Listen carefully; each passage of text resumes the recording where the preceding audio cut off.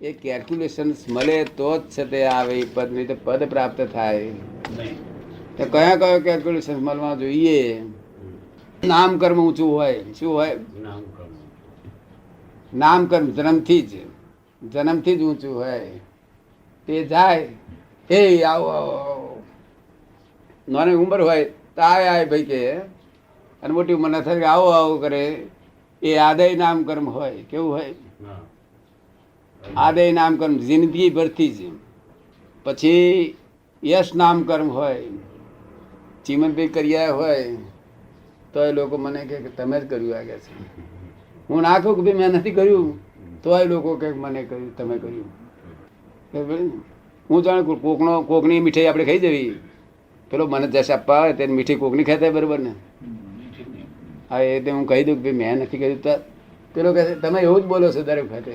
શું એટલે બાર તો આવું ચોટ્યા જ કરે. શું યશ નામ કર્મ, આમ તો હાથ અડાડું ને થોડા કામ થઈ જાય. ખાલી મેં હાથ ઘાલું ને કામ થઈ જાય. એટલે યશ નામ કર્મ, આદેય નામ કર્મ, બધા બહુ જાતના નામ કર્મ. શું અંગ ઉપાંગ નામ કર્મ હોય. કદરૂપો અંગ ના હોય. કેવું?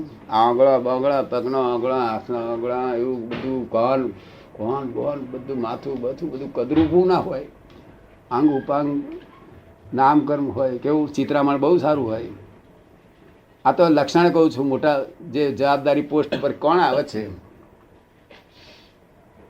પછી બીજું શું? લોકપૂજ્ય ગોત્ર હોય. કેવું? ઊંચું ગોત્ર હોય. હવે લોકપૂજ્ય એટલે અત્યારે કઈ પૂજવા જતા નથી, પણ લોક નિંદ્ય ના હોય કળિયુગમાં એને લોકપૂજ્ય ગણાય છે. શું કહેવાય છે? શેને મેં કહ્યું? લોક નિંદ્ય ના હોય, ના હોય એને લોકપૂજ્ય ભગવાને કહેલું છે. કળિયુગમાં એ ગોત્ર આવું હોય. શું? પછી નામ કર્મ સારું હોય, આયુષ કર્મ સારું લઈને આવ્યા હોય. શું? અને વેદની કર્મ લાયા હોય. શું? અશાતા વેદની ઓછામાં ઓછી આવે. શું કહ્યું? અશાતા વેદની જરા વેદની ગઈ પણ અશાતા અમને નહીં થઈ. આ નિર્બંધ જાણે છે, ડાક્ટરો બધા જાણે છે. શું? વેદની ગઈ પણ અશાતા વેદની. શું? એટલે બધું આવા ગુણાકાર હોય તો કામ એ પદ આવે છે. એટલે હું કઈ આ મારી જાતે નહીં થયો. આ બધું સાયન્ટિફિક સર્કમસ્ટન્સ એવિડન્સ સંજોગો બધા ભેગા થયા. શું થયું? આપ સમજ ભાઈ ને? અને તે સુરતના શેષને કાળ મળી ગયો. એ કાળે આ જ્ઞાન પ્રગટ થઈ ગયું. શેના આધારે ચાલે છે, કેવી રીતે ચાલે છે, બધું આખું વિજ્ઞાન બધું દેખવા જોવામાં આવ્યું. વાંકથી નહીં, અંદરની વાંકથી. શું કહ્યું? બસ તારથી થઈ ગયું. બધું જતું રહ્યું. અહંકાર અહંકાર ક્યાંય જતો રહ્યો. દાદાજી એ બધી તમને એ વખતે દશાઓ સ્વપ્નવત જેવી થઈ ગઈ છે ને થોડા દિવસો સુધી તો દાદાને પૂછ્યું ને એમ કે છે કે તો તે વખતની દશાઓ તમને બધી થોડા વખતની બધી સપનવત થઈ ગઈ હશે ને? તમારી પોતાની જે દશાઓ હતી તે વખતની, તે પછી બધી સ્વપ્નવત થઈ ગઈ હશે ને? દશાઓ કઈ દશાઓ? જ્ઞાન પહેલાની જે રીતે તમે જીવતા હતા, જે રીતે તમારા વિચારો અને વર્તન હતું, એમાં અચાનક આ પડદો ખસી જવાથી એ બધું ઉડી ગયું. બધું ઉડી ગયું. હું દેહ છું ને એ બધું. હા, પહેલા જે વિચારો હતા, વર્તન હતું, અહંકાર ઉડી ગયો, મન ઉડી ગયું, બધું ઉડી ગયું. હળહળાટ ઉડી ગયું. બધું કશું રહ્યું નથી. સંપૂર્ણ જ્ઞાન દશામાં ત્યારથી જ આ જ્ઞાન દશામાં રહેતો હતો ત્યાં વડોદરામાં. બીજા બધા સર્કલ આય જાય કરે. મૂળ પેલું કર્મ તો ખરું છે. તમારે શું થયું શું નહીં બધું ખરું જ પછી ને. પણ એમાં જે મમતા હતી એ તૂટી ગઈ. પહેલા છે તે માન પોસાય માટે બોલતો હતો. શું હતું? મારું માન પોસાતું હતું.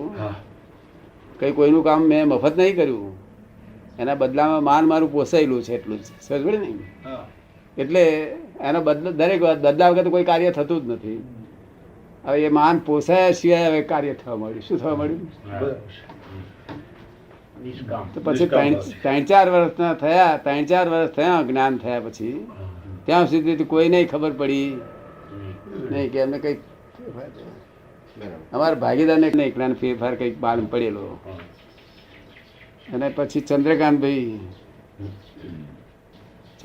મને કહે છે, દાદા ચંદ્રકાંતના ફાધર ખરા ને એ રણછોડભાઈ શેઠ ને રાવજી શેઠનો હું કાકો થઉં. મારા દાદાની પ્રજા ગણાય છે આ બધી.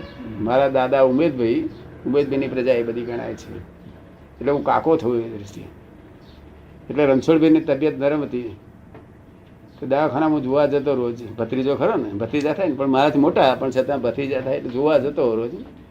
ચંદ્રકાંતભાઈ રોજ પૂછે કે દાદા તમારી પાસે કંઈ જ્ઞાન હોય તો અમને કંઈ દેખાડો ને કે છે. તમે કે ભાઈ તારે જ્ઞાન શું કરવું છે, હવે ભલે ને તારે જ્ઞાન શું કરવું છે તો સાંભળીને લાય મને કે શું કરી લાવ્યો છું એ મને કે કહ્યું. શું તે કે ના દાદા મારે જ્ઞાન જાણવું છે. તું જાણી લાવ્યો એ શું છે એ મને કે.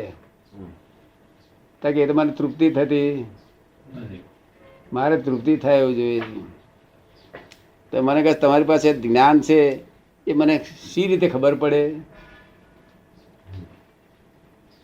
તને એમને એમ ખબર પડતી નહીં થાય કે એમને એમ લાગે છે જ્ઞાન છે, પણ એનું મને શી રીતે ખાતરી થાય? તારે મેં દાદાને 4 ધોલ મારી છે એટલે તરત ખબર પડી જશે કે દાદાનામાં હાફ છે કે નથી બેઠેલો. શું કહ્યું? તાકે એવો ટેસ્ટ દાદા મને આવો ટેસ્ટ કરવાનો કહો છો? હું તો પડી જાઉં, મારું શું થાય કે છે? મેં કહું હું ટેસ્ટ જાતે આપું છું ને પડવા ના દઉં, તને ઝાલીને મરાવડાવું. શું કહ્યું?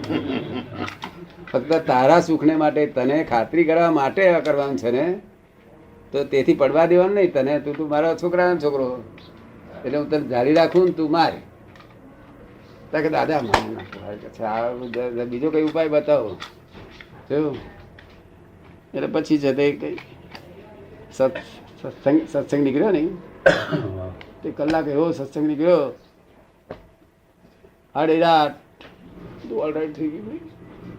ચંદ્રકાંત બીજ દાડા આવીને કે છે, ઘેરથી દોડતા આવીને પગમાં પડીને કે છે, મન વચન કાયા ચંદ્રકાંત નામની સર્વ માયા આપને અર્પણ કરું છું, મારી ઠોકીને તમારા જેવો બનાવો કે છે. શું કહ્યું? એ ત્યારથી આ ચંદ્રકાંતભાઈ ચાલે ત્યારથી આ સત્સંગ ચાલુ થયો. 4 વર્ષ પછી. 4 વર્ષ તો એમને મજ ગયા, તોરું જામતું ગયું. નહીં તો મારે એક લોકોને કહેવાની જરૂર શી હતી? મને મારું અંદરનું સુખ પૂરેપૂરું વર્તતું હતું. શું કહેવાની જરૂર? આ કઈ દુકાન ઓછી છે? ત્યાં ખંડન મંડનનો ધંધો નથી અહીં.